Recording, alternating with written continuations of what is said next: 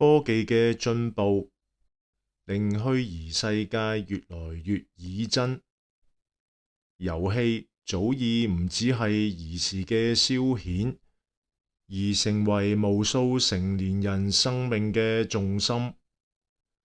打機喺熒幕前投入數小時、數十小時嘅征服、競賽、升級、任務，帶俾人短暫嘅成就感同刺激。表面看似無害，但若從聖經同靈性嘅深層觀察，打機遠遠唔只係娛樂問題，而係當代靈魂迷失嘅縮影。喺創世記中，神創造人，並賜下管理世界嘅使命。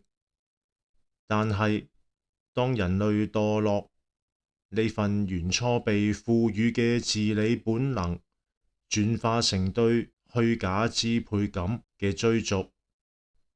打機正滿足咗人心呢種失衡嘅征服慾。喺虛擬世界中，我成為英雄、國王、救世主；現實生活中嘅失敗、無力、焦慮，喺熒幕裏被短暫遮蓋。虛擬成就成為靈魂止痛劑。呢份屬靈嘅逃避並唔新鮮。舊約時代嘅偶像崇拜，本質上就係用人手所造之物取代對神嘅敬拜。今日嘅電子遊戲雖然唔係祭壇，但喺靈性邏輯上極為相似。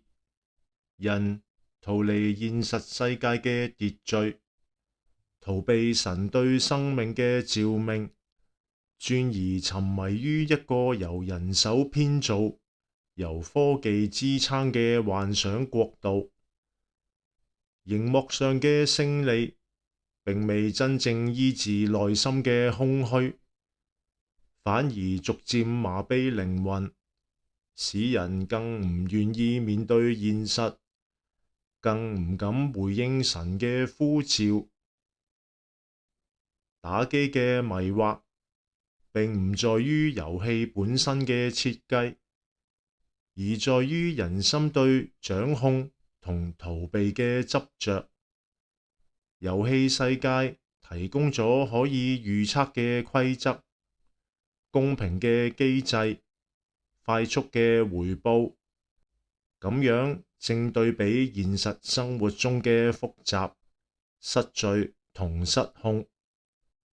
若一個靈魂無法喺神嘅光中揾到安全感，就自然會喺虛擬系統中尋求可以控制嘅替代品。但係呢種自我麻醉，卻令靈魂逐漸退化，唔再有真實面對痛苦同成長嘅能力。聖經中，保羅勸勉我哋：你們要愛惜光陰，因為現今的世代邪惡。打機浪費嘅唔單止係時間，更係靈魂被呼召、被操練、被建造嘅黃金時光。當人習慣逃避，佢亦失去咗靈性鍛煉嘅機會。嗰個本來應該喺現實生活中學習忍耐、信心、悔改同倚靠神嘅功課，被虛擬征服嘅快感取代。真正嘅自由唔係喺遊戲裏面戰勝萬敵，而係喺現實中學會向神降服。真正嘅成就唔係升級升滿，而係喺真實生活裏完成神託付嘅使命。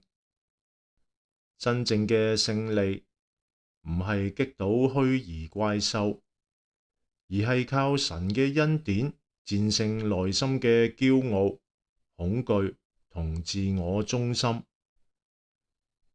虛擬世界可以短暫麻痹我哋，但神嘅國度先至係真實終極嘅家園。願我哋學識放低短暫嘅成就感，回歸那最初的光。神為你量身打造真正屬天嘅冒險旅程。